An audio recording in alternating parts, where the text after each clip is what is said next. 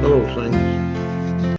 I'm looking at this old book I have right here, and I think it's from the 40s. It's called Poignant Pen Parables by Robert M. Eldridge. It's published, self-published, I should say, out of Tennessee.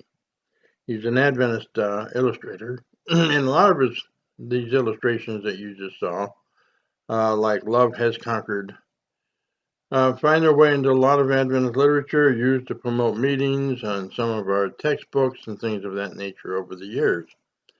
I have a textbook from Academy Days that was originally published in 50s, about 53. I was there in the mid 70s, and they're using illustrations very much like this, I think by the same illustrator. And here, this illustration, Love Has Conquered, he was making a contrast between fear and love. You know, when John the Revelator ends his book on Revelation, he says, "Even so, come, Lord Jesus." And a lot of people don't resonate with that. Do you? Do you want Jesus to come right now? I hope you do, but some of us are saying, wait, I have to live a little bit, have children, or have a career, or some sort of thing. We somehow think living in eternity, going to heaven, living in a new earth is going to be boring, that we're not going to have life. And Jesus says, I've come to give you life and to give you life more abundantly. You know, when Adam was in the garden after they sinned, God came looking for them and called out to them, where were you? And they had been hiding. Why were you hiding? He says. I heard your voice, and I was afraid.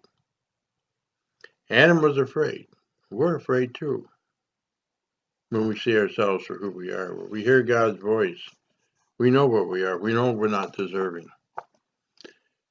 But yet in the book of Revelation, John says, even so come, Lord Jesus.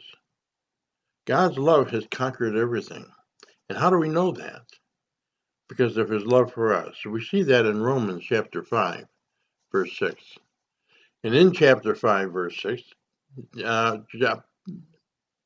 Paul writes, he says that while we were yet weak, he says, Christ died for the ungodly. It means he loved us while we weren't godly, while we weren't good. He died for bad people. He didn't die for us because we were good. He tells the same thing to Nicodemus. I didn't come to condemn, I came to save sinners. So not being good people, not being ungodly, being sinners, those are the objects of his cross. And we are the object of that love that has come to rescue us. Love has conquered. And when he has us, when we commit to him, give our yes to him, we're brought into that relationship. So when you think of your life and how it relates to God, no, he's not going to save you because you're good. He saved you because you're a sinner, you're broken, you were ungodly. You were the object of his cross. And his spirit, prevenient spirit, that went out into the world, came to you and convicted your heart, and you said yes. And that's what God was looking for. That's why we say things like, I'm just a sinner saved by grace. We're not talking about the sinning part, but that while we were yet broken, he saved us. He saved us right where he found us. And he's the one who will take us further. Love has conquered all. Do you believe that? Blessings.